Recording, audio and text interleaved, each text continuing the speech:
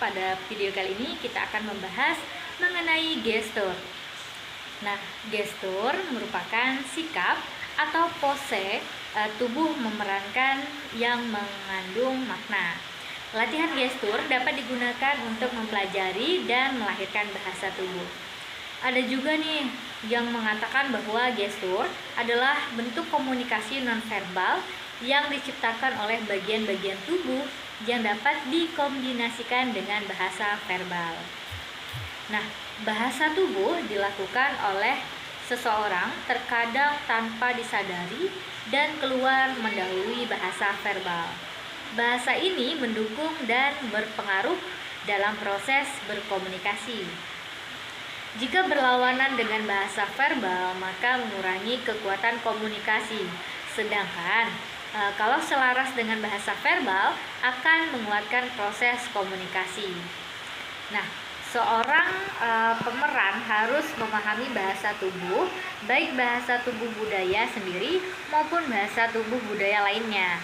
Pemakaian gestur ini mengajak seorang untuk menampilkan variasi bahasa atau bermacam-macam cara mengungkapkan perasaan kita. Akan tetapi nih, gestur tidak dapat menggantikan bahasa verbal sepenuhnya. Sedangkan beberapa orang menggunakan gestur sebagai tambahan dalam kata-kata ketika melakukan proses komunikasi. Manfaat mempelajari dan melatih gestur adalah mengerti apa yang tidak terkatakan dan apa yang ada dalam pikiran lawan bicara. Selain itu, dengan mempelajari bahasa tubuh, akan diketahui tanda kebohongan atau tanda-tanda kebosanan pada proses komunikasi yang sedang berlangsung. Bahasa tubuh semacam respon atau impuls dalam batin seseorang yang keluar tanpa disadari. Sebagai seorang pemeran, gestur harus disadari dengan diciptakan sebagai penguat komunikasi dengan bahasa verbal. Sifat bahasa tubuh adalah tidak universal.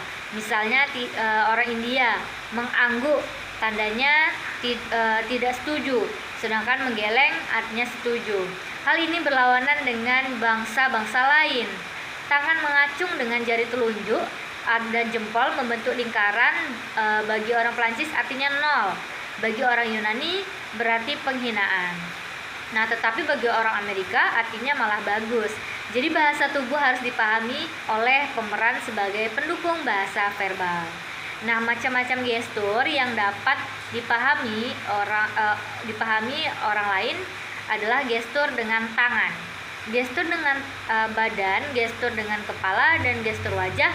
Lalu ada gestur dengan kaki. Bahasa tubuh atau gestur dengan tangan adalah bahasa tubuh yang tercipta oleh posisi maupun gerak kedua tangan.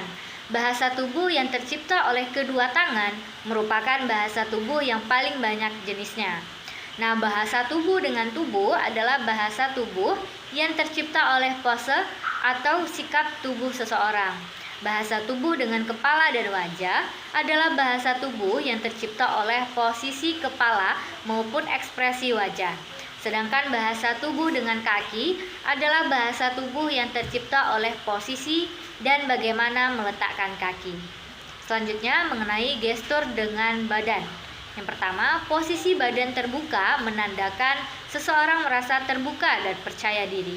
Jika posisi ini dibarengi dengan menyilangkan kaki, kalau duduk ya, memasukkan tangan ke dalam saku atau ditaruh di belakang badan dan memeluk barang secara defensif, maka berarti seseorang sedang tertutup dan sedang tidak ingin diganggu.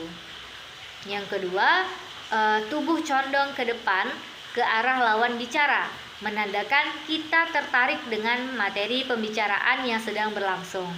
Selain itu, posisi ini membuat lawan bicara merasa nyaman. Gestur ini bisa dilakukan dengan mencondongkan badan menghadap lawan bicara atau kalau ke samping lawan bicara, berarti bisa dilakukan dengan agak memilihkan badan ke arah lawan bicara. Yang selanjutnya, gestur ini termasuk jarak berdiri dalam komunikasi atau personal speech. Nah, gestur dengan jarak berdiri ini ada bermacam-macam yang harus menyesuaikan dengan budaya komunikasi tersebut.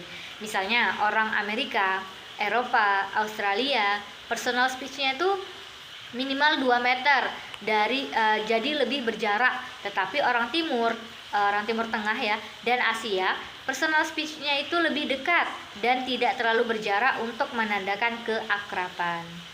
Nah, selanjutnya gestur dengan kepala.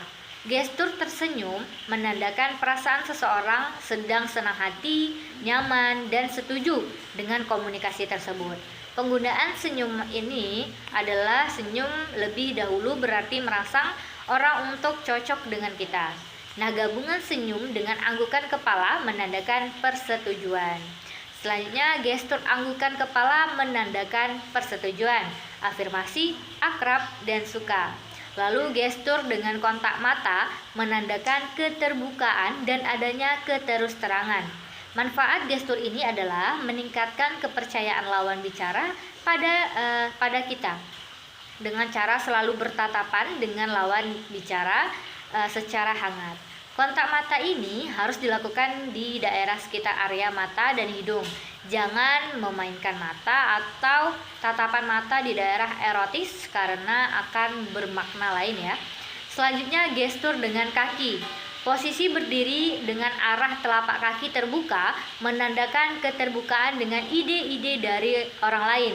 Sebaliknya, kalau arah telapak kaki tertutup dan dibarengi dengan posisi tangan dilipat di dada, menandakan sikap tertutup terhadap ide-ide di luar. Selanjutnya, posisi duduk yang mengangkat satu kaki dan kedua tangan ke belakang kepala ya, menandakan seseorang merasa dominan, menantang, dan seolah-olah berkuasa. Sekian pembahasan kita, jangan lupa like, comment, subscribe, dan share ke teman-teman yang lain agar kita dapat sama-sama belajar. Wassalamualaikum warahmatullahi wabarakatuh. Dah.